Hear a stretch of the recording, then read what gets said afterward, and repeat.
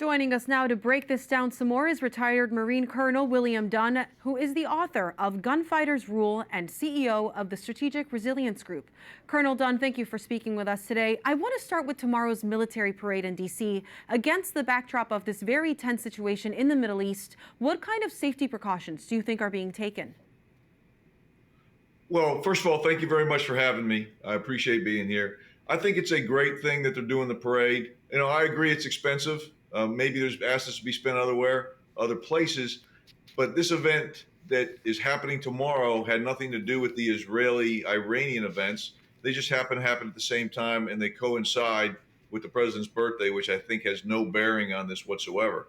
The safety precautions should be simple.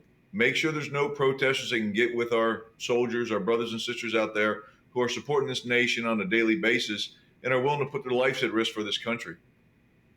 Well, now let's talk about those attacks, Israel's attack on Iran. This operation was obviously very carefully planned and had many moving parts. What stood out to you the most, and how was Israel able to pull this off, make it happen? Well, the biggest thing that stands out to me is I believe there are folks that are underestimating the Israeli intel capability. They did this attack because they had no other choice. Their intel told them that Iran was much closer to a nuclear weapon than I think many of us believed. I believe in their intel. We saw what they did with Hamas and Hezbollah with that exquisite intel. So I believe that their intel told them they had no other choice. And I argue that Iran started this war, not Israel. Israel just had no choice but to act. Well, we have learned... Precision. Go ahead. Precision strikes, it's outstanding. Go ahead. They do. I mean, the precision is incredible. The lack of civilian casualties is something else that hasn't been commented on. But obviously, we do know that the strikes that came back to Israel have had civilian casualties, some Palestinian. We have learned that the U.S. ground-based air defense systems are helping to shoot down Iranian missiles. While the U.S. doesn't want to be part of a military conflict, do you think that it will be the extent of the U.S. involvement, just that, or will there be more? And I heard your other guest. It's going to depend on Iran. Our company has people in the Middle East right now.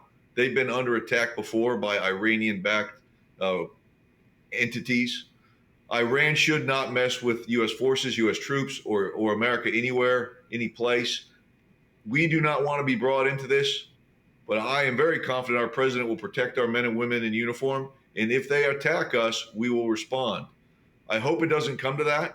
I really, really hope that Iran will come to the table immediately and realize that the Iranian nuclear aspirations are not the way of the future for them or their country or their people. If they do that, I believe this event will end pretty quickly. If not, it'll go on for weeks, and hopefully it will end with the inability of Iran to ever have a nuclear weapon.